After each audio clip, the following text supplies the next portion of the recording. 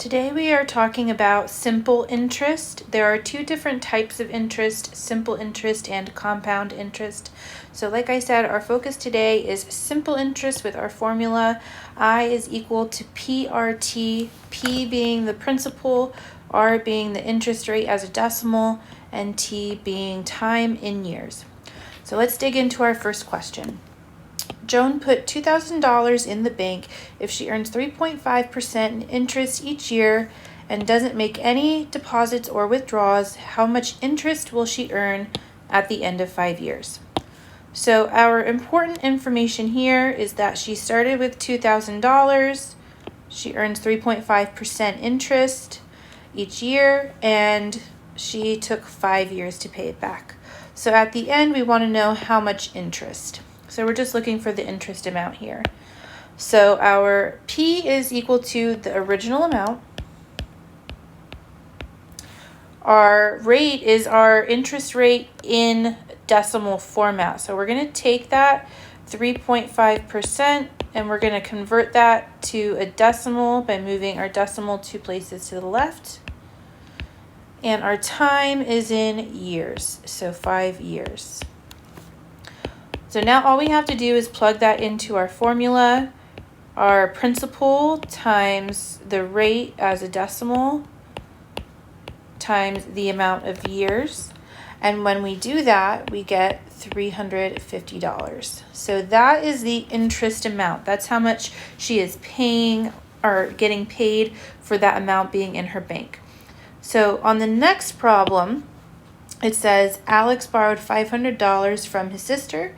She loaned him the money with a 5% simple interest rate.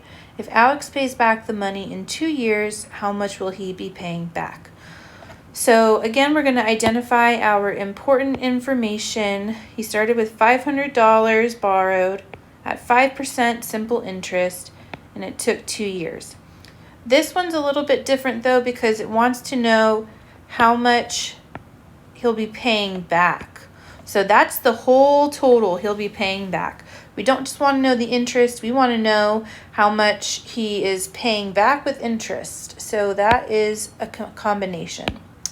So again, we're going to write down our important information. He borrowed $500. Our interest rate would be 0.05 as a decimal, and our time would be 2 years. So we're going to go ahead and plug that into our formula. Our interest is equal to the original amount times the rate as a decimal times the time in years. And when we do that, we get $50. But in this problem, we're not just going to stop there, because we want to know how much he'll be paying back all together. So I'm going to pay this interest amount plus the amount that I borrowed. So I'm going to pay my sister back the $500 she gave me plus the interest that she's charging me. She's making a profit off of me.